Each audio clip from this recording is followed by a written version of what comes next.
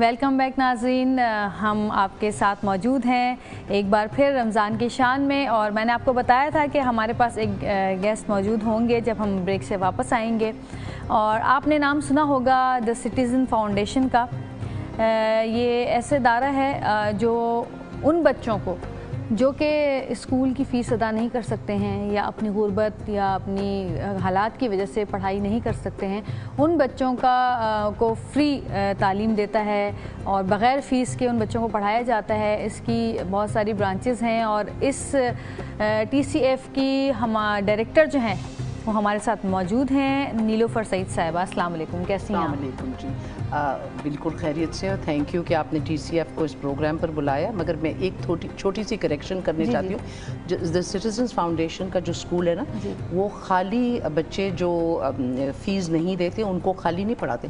ہم لوگ کا مطلب یہ ہے کہ پورے پاکستان کے بچے جن کو کوئی بھی وجہ سے ایجوکیشن نہیں مل سکتی، جی میں نے یہ کہا کہ حالات اپنے کوئی بھی حالات وجہ سے اور غربت کی وجہ پیرنٹس سے کی موومنٹ ہو، کچھ فائنینسز کی پرابلم ہو، کوئی کسی کے کوئی بچے جو کام کر رہے ہیں ان کے پاس ٹائم نہیں ہے اس لیے وہ ارن کر رہے ہیں، تو ہماری فیس سٹرکچر ایسی ہے کہ زکوٰۃ ہم لیتے ہیں بچوں کے لیے، جن کو زکوٰۃ لگتی ہے ان کے لیے ہم کلیکٹ کرتے ہیں اور ان کو ہم پڑھاتے ہیں۔ مگر کوئی بچے پیسے بھی دے رہے ہیں، کوئی پیرنٹس جن کے پیرنٹس دے سکتے ہیں وہ دیتے ہیں، جو کم پیسے دے سکتے ہیں، کوئی فل فیس بھی دے رہے ہیں، مگر ہمارے جو 80% جو بچے ہیں وہ فیس ویو کرواتے ہیں ہم لوگ سے، بیکاز کوئی ماسیاں ہیں ان کے 4 بچے ہیں تو ان کے لیے مشکل ہوتا ہے پڑھانے کے لیے۔ ہمارا مقصد یہ ہے کہ ہر بچہ پاکستانی وہ کسی قسم کے اسکول میں چلے جائے اور ہم سے پڑھائی کر لے اور اس کا فیوچر چینج ہو جائے، بیکاز قاری صاحب بتائیں گے آپ کو کہ ایجوکیشن کا کتنا اہمیت ہے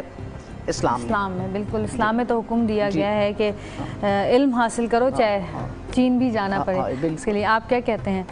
جی ہاں بالکل، دیکھیں اسلام ہی وہ مذہب ہے جس نے دنیا سے ڈسکریمنیشن ختم کیا، دنیا سے اونچ و نیچ کو ختم کیا، ذات پات کو ختم کیا، اور اسلام ہی وہ مذہب ہے جس نے دنیا سے دور غلامی کو ختم کیا۔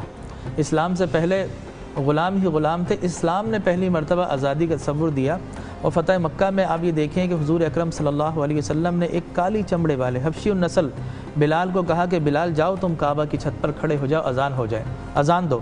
عتیب بن اسید اور حارث بن حشام کھڑے تھے، وہ کہہ رہے تھے کہ آج میرا والد اچھا ہوا انتقال کر گیا، وہ زندہ ہوتا تو اس کالی چمڑی والے کو دیکھ کر وہ یہیں پر مر جاتا۔ یہ ان کے جذبات تھے، لیکن رسول مکرم صلی اللہ علیہ وسلم نے سفید اور سرخ چمڑی والے دیکھتے رہ گئے، اور دنیا جس کو بلیک اور نیگرو کہتی ہے آج بھی، اس کو کعبہ کی چھت پر کھڑا کر دیا اور وہ اذان دے رہا ہے۔ چشم فلک نے ایسا منظر نہیں دیکھا ہوگا۔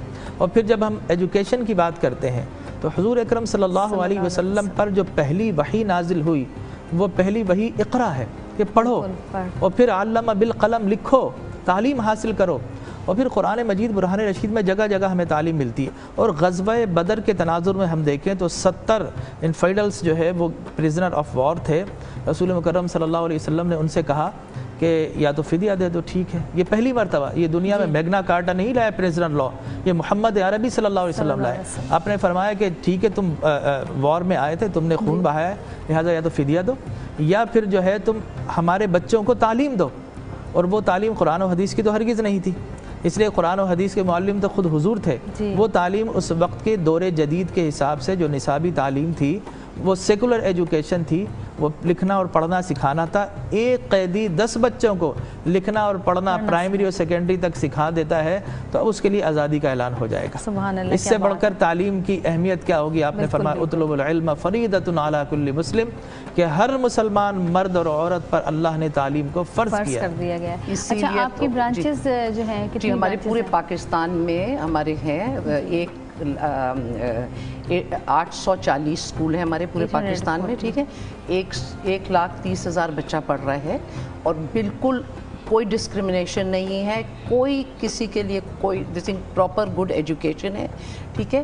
اس میں یہ ہے کہ ہمارا جو ہے بیسکلی جو ہمارا ادارہ چلتا ہے یہ ڈونیشنز پر چلتا ہے، اور رمضان کے مہینے میں ہم ریکویسٹ کرتے ہیں لوگوں کو کہ ہمیں زکوٰۃ اور ڈونیشنز وغیرہ دیں، اور اس کے لیے ہمارے پاس ٹیلی فون نمبر ہے 111823 یا آپ ہماری ویب سائٹ پر جائیں اور آپ کو سب انفارمیشن مل جائے گی. اور ہمارا آفس کرنگی میں ہے, کوئی بھی وزٹ کریں, آپ کو بھی میں بلاؤں گی قاری صاحب, آپ آئیے اور ہمارے آفس دیکھیں اور آپ کو سمجھ آئے گی کہ ہمارا کتنا اور یہ بالکل 4 یا 5 مرد حضرات نے یہ شروع کیا تھا. بالکل ان کے پاس اللہ تعالیٰ نے سب کچھ دیا ہوا تھا, سب نعمتیں تھیں, تو ان نے کہا کہ ہم پاکستان کو کس طریقے سے ہیلپ کریں, تو یہی تھا کہ ایجوکیشن سے ہیلپ ہو جائیں گے ہمارے بچے, اور ہماری جاہلیت اگر ختم ہو جائے تو ہمارا ملک کہاں سے کہاں پہنچ جائے گا. ہمارے پاس ایک کالر موجود ہیں, کون بات کر رہے ہیں؟ شہریار کراچی سے. السلام علیکم شہریار, کیسے ہیں آپ؟ جی فرمائیے. جی ہیلو. وعلیکم السلام. جی بیٹا وعلیکم السلام, کیا حال ہیں؟ ٹھیک, میں قاری صاحب سے بات کرنا چاہوں گا. جی جی بیٹھے میں, قاری صاحب آپ بات کیجئے, وہ سن رہے ہیں آپ کو. جی شہریار صاحب کی لائن کٹ گئی, لائن بہت کٹ جاتی ہے ہمارے. جی آپ کو سوری, آپ اپنی بات آگے بڑھائیے. آپ ہاں نہیں, میں کہہ رہی تھی کہ میں تو خود بھی بھول گئی. چلیں کوئی بات نہیں, میں یہ پوچھنا چاہتی کہ جس قسم کا ادارہ آپ چلا رہی ہیں تقریباً کم و بیش ہم بھی چلا رہے ہیں ویسا ہی.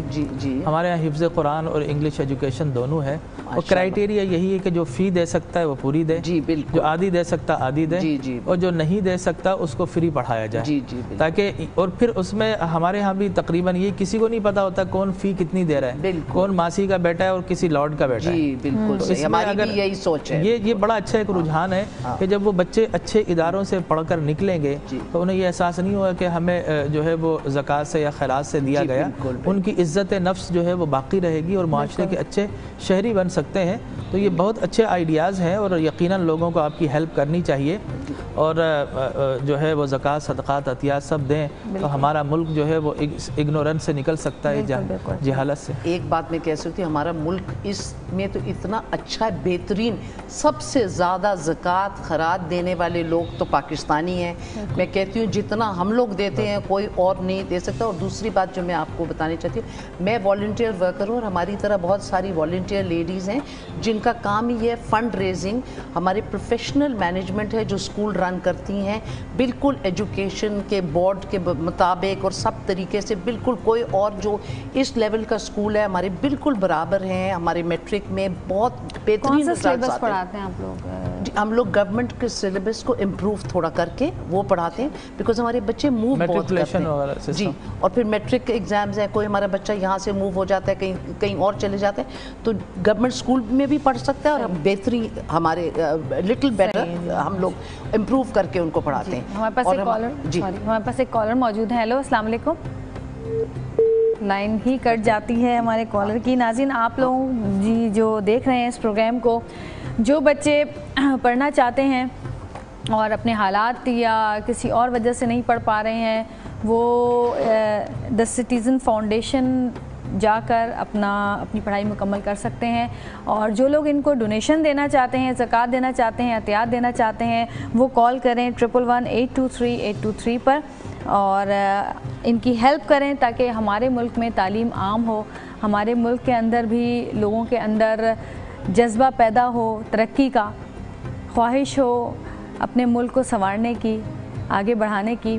اور اسی بات کے ساتھ ہم لیں گے ایک چھوٹا سا بریک. آپ دیکھیں گے بریک میں پیغام, اور پیغام کے بعد ہم واپس آئیں گے اور دیکھیں گے رمضان کی شان. کہیں مت جائیے گا, دیکھتے رہیے گا ہمارا پروگرام.